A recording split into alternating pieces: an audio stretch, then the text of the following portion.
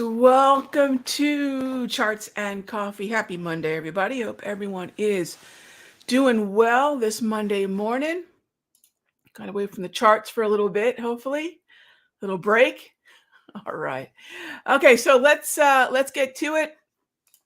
As always, if you have any questions, feel free to type them in. And we'll take a look at what we've got going on before the bell. A couple things here, right to the left, just under the clock, you'll see on the screen here.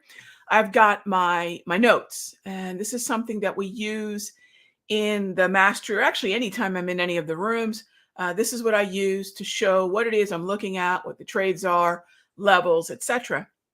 But before we even get there, before we even start picking out trades, one of the things that we need to keep in mind is that the bell doesn't mean we're just off and running and slinging trades. And I think the hardest part, especially with the day trading, is waiting about 5 to 15 minutes, minimum 5, max about 12 to 15 minutes, and getting that pre-market sentiment read for the directional bias to jive with what we're actually seeing. And if there are differences between what we were seeing pre-market and after the bell, which does happen with relative frequency, that we wait to make sure that we're beyond certain levels, suggesting that the path of least resistance is to the upside, or conversely, the path of least support is to the downside. So whichever way we want to go, this is the way that we want to think about how to use those first 5 to 15 minutes before we start entering those day trades. The next thing we want to remember is, it's so easy to fall into this trap, and I've watched it on and off for decades at this point. I'm not about predicting where the market's going to go, as if, right? How many of you watched the Jets-Raiders game yesterday, right? The so-called professionals, the players, the analysts that have been doing this, right? I think all but one, you know how they always ask the panel of 4 or 5? It's usually a panel of 4 for who they think is going to win. I think all but one chose the Jets. Right? So everyone thought the Jets were going to win. One guy said, nope, I think the new coach and etc. It's going to revitalize them for a game, and the Raiders will win. So the experts were wrong 3 out of 4, which just reminds us, right? Predicting is not about probabilities. Probabilities is just something that could happen. It's probable, but we don't know. The way in which we want to look at day trading, swing trading, even investing is, what point on the chart, from a price basis, volume basis, volatility basis, or even time basis, those are the 4 main factors, validates the idea from which I can manage risk, right? Everything else from there, that's just up to the market, right? That is just up to the market. So this is where, if I take a look at the Russell, I know that the likely direction here, based on what has happened previously, is that the Russell will continue to sell off. It's got the weakest primary sector in the KRE, and it's the one that's down on the year. And if we take this forward, we map the October behavior forward to December, tax loss harvesting looks like it would definitely hit RTY, IWM, KRE, right? ZION, etc. Okay, that's not unlikely. But if I take that same approach, right? If I take that same approach to the NASDAQ, this is doing great, right? So any kind of, we're circling the drain, this is the beginning of the end, and, whatever else we want to call it, the bottom line is that the tech and the communication sector are rather healthy. So remember, again, the only folks who care if we go to a higher high from here today are folks that are long from a higher high. So please remember, going back to how you position yourself then dictates what we need, what that trade needs next. And if we're chasing something higher like this, that's a very precarious place to be. If we're waiting for a dip to get long, that's a completely different place to be, right? And that's what we did. Second day of Powell last week, what we did in the Sector Secrets Mastery is we bought into QQQ, bought into SMH on the weakness, and missed the SPY trigger by, I think, 17 cents, something like that. And the idea was let the second day of Powell trigger a little bit of panic within the context of the strongest performing indices and sectors. Notice I wasn't saying IWM heck, not even the Dow, right? Not even really XLF. Let's stick with those corners where the strength is at: SMH, QQQ, Apple, Microsoft, Google, Meta, those names. All right. So going into this week, into Monday, we're taking those Thursday swing trades. Swing meaning overnight exposure. We're taking those swings, and we've got a small portion of that. The last third, we had first target, second target, third target now is a very small fraction of the original position. If we keep going, great. That could still be a nice return. All right, so that's what we're doing. Yeah, George says pundits know best, right? And that's okay. I don't knock folks for being analysts and TV personalities and whatever else. But let's remember what you and I do. We're putting our money at risk. We're managing our money and making decisions that impact us far beyond a soundbite and time on screen, right? So I seldom give a rip what someone on television has to say. Talk your book, right? How many of them talk their book? Maybe a few. I shouldn't say zero.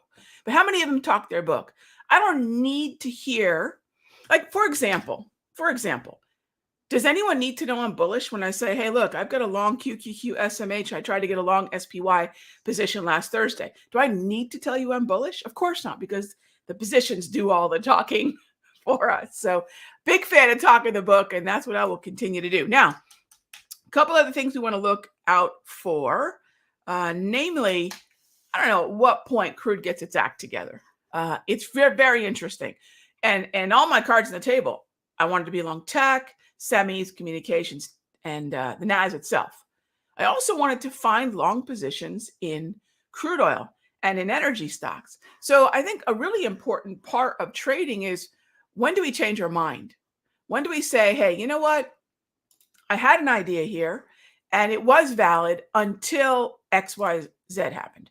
And in this case, what happened here were red grab candles. What happened here were a number of closes at and then below the 200 propulsion. And then lastly, gang, we're actually in what could be considered a very fresh, therefore quite vulnerable downtrend. Things have changed. They happen incrementally. The first thing that gets my attention is, wow, we're not getting much of a pop, a bounce off that 200. All right, that gets my attention. Then I see that we close below the 200. That gets my attention. And then finally, the warning comes by way of the red trend. So we have to be very careful here. As much as I'd like to be a buyer on crude, the daily time frame is not going to be the place to do it. The way that I'm going to focus on crude is perhaps 1 hour, and it could be the daily price movement ranges on the 1 hour, or we could just maybe day trade it, right? So I'm going to shift based on what I'm seeing on the daily to a 1 hour and 5 minute time frame. So when we have the ability to look at different time frames, not in a way where one needs to confirm the other, right? That's not at all what I'm saying. What I mean is, where is the structure and where does the time frame that I like the structure on take me in terms of time horizon, right?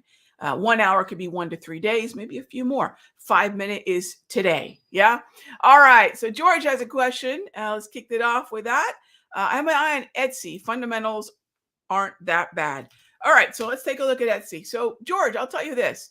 I don't follow fundamentals all that much as a trader. Actually, frankly, I don't follow them all that much as an investor either. However, this is what I truly believe, and you tell me where you kind of fall along this sort of this barometer, if you will. A chartist, which I think all of us are at some degree, a chartist, looking at the charts, not a technician, but a chartist, where we look at price. Price is going to have reflected in it the broadest opinion of whatever that symbol is. So even though I may not know what the fundamentals are with Etsy. I don't know what's happening with earnings. I simply don't. But what I do know is price is reflecting what the broadest group of people feel about Etsy. And so when I look at something like Etsy, I'm going to think about it from time frame to time frame to time frame. Etsy might be great on a weekly, stretch that time frame out, stretch that time horizon out. But I would say be patient here on the daily, and be really careful for a longer term time horizon, because a weekly is pretty ugly. It's below the 200. It's in a downtrend. The daily also well below the 200. It's been mostly in a downtrend. So the fundamentals could look a certain way long before the price actions reflecting that buyers are willing to come in. And if you can confirm those support levels with volume, say use trading view and some visible range volume profile, all the better. So I love to put something on the radar, right? George, it looks like you've got it on the radar. I love that. And then now let's just see if what we think by way of fundamentals are starting to grab the attention of people who are actually willing to buy with some volume, right? And then that will help us put ourselves in a position to do that. The way that I do that, by the way, you might say, okay, Rog, how do you put volume to work if you're looking for participation? What I do is I use my V score. Interestingly enough, it does appear. Okay, let me show you. So take a look. Not only do I need volume, I need to get above. You'll see right there. See how we're stuck? You can see a line cutting right across here. It's right there. I'm going to highlight it there. I need to get above that line, because when we are above it, take a look. And that's a volume-based line, gang. That's a volume. That's a standard deviation of a volume-weighted average price. Look at the way in which the stock is able to keep moving higher once we get above that standard deviation of the VWAP. So that's something I'd look for. Just as a for instance, George, when I talk about participation and getting a little help, that's what I'd be looking for. And by the way, that is a -1 standard deviation. That is a -1 standard deviation on Etsy of the volume weighted average price. Okay. Next up, let's go take a look at what's going on with, I mentioned XLF briefly. XLF had a pretty good run last week, and then things started to get a little wonky. And let me show you what I mean. Let's open up financials, XLF. Now, why am I interested in XLF? Because after tech, the place where the NASDAQ and S&P overlap is at the XLK, XLC, XLY levels, all the tech sectors. The place that the S&P overlaps with the Dow is with financials and healthcare. Financials are the number 1 weighted sector in the Dow. They're the number 2 weighted sector in the S&P. Staying above the 200, and even more importantly at this point, getting above and staying above 34 is going to be very, very important. If the XLF can get in gear, if the XLF can really give us a move through some key resistance levels, all of a sudden the S&P could not only keep up with the NAS, it could outperform the NAS. And that gets really exciting, because that's going to bring in a whole other group of stocks weighted in the XLF. That's going to bring in the S&P with more follow through. And then it's going to keep the NAS on our watch list for us as well. So all that stuff is going to be fantastic. And I think a lot of it, this is it. It's the XLF is that linchpin. All right. Lilly, post earnings. Okay. So let's go index sector stock. And I'm going to skip index and go right to sector. XLV is one of the uglier places in sector land, below the 200, back into a downtrend. So that's going to get me a little concerned about how bullish I want to be. UNH is in an uptrend. So at this point, if I want to be a buyer, UNH might be the place to be a buyer versus XLV. Johnson & Johnson straight up in a downtrend. And then let's get to Lilly. Lilly's in no trend. So if I'm looking at Lilly and I'm comparing it to other stocks within the XLV, if I want to be a short seller, if I want to be long puts, I'm going to have far better follow through to the downside in Johnson & Johnson, AbbVie, Pfizer, Thermo, Abbott, Danaher, Bristol Myers, right? Those are all downtrends. If I want to be a bull in healthcare, it's going to be UNH. That's number one. It's not even a close number two. Distant third would be Lilly, and then distant fourth would say we Merck and Amgen, and that's based on the structure of each one of those. So I think the first thing is, what do I want to do with healthcare? Do I want to be an owner of long puts, or I want to be an owner of long calls? And then once I figured out if I'm operating off a bullish or bearish watch list, I think there's far better downtrends. Was one better uptrend, and then I've got stuff that's neutral, like Lilly, Merck, and Amgen, which I would say Amgen and Lilly, I'd be bullish, even though they're neutral, I'd be bullish on, and Merck, I'd be bearish on. So I'd put Lilly and Amgen distant second and third after UNH on the bullish watch list, and I'd put Merck distant, I guess sixth or seventh on the bearish watch list after all those downtrends in that spot. So I think before we start thinking about an individual stock based on a situation like earnings, I ask myself, which watch list is Lilly on? Does that make sense, Trader Momo? Which watch list is it on? And actually, let me show you all what I'm looking at on my other screen. All right, here we go. This is what I'm looking at. So with a quick glance, I can break down that entire sector for you. Now, mind you all, gang, XLV, the path of least resistance, or I should say the path of least support, is in the broader sector. So UNH, Lilly, Merck, Amgen, they're going to have to work really, really hard to move to the upside.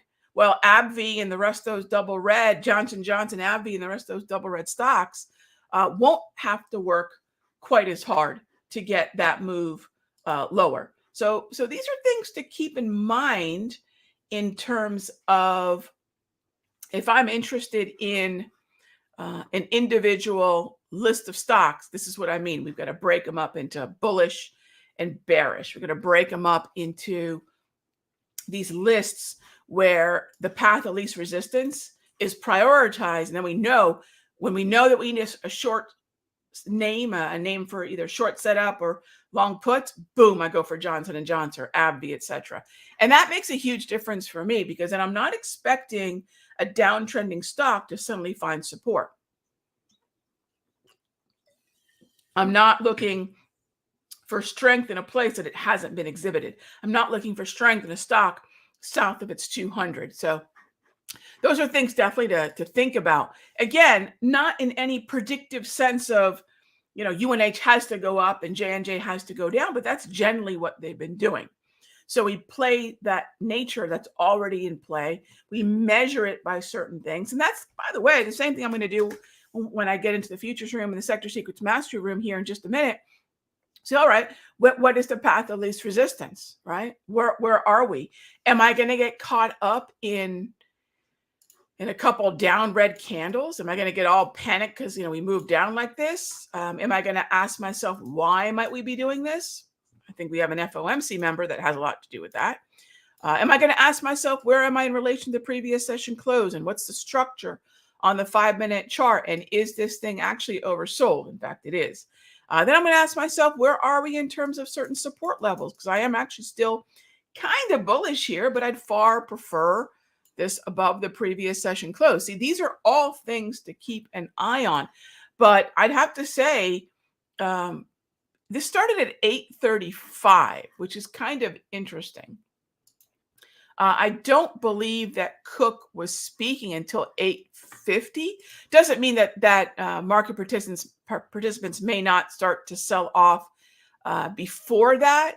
However, that's kind of a unusual move. But yeah, I don't even know that it's Cook that created that move or not. We'll see. We'll see. All right. With that being said, gang, I will see you all tomorrow, same time, same station. Yes. Thanks as always for being here for Charts and Coffee. It's Monday. We get to start off a brand new, again, it's a clean slate, brand new opportunity. Doesn't mean we're going to do what we did on Friday, but certainly don't want to fade Fridays. Let's see what kind of long positions we might be able to put on in the strongest places in this market. Tech's definitely on my radar. All right, gang. I'll talk with you soon. Be good to each other.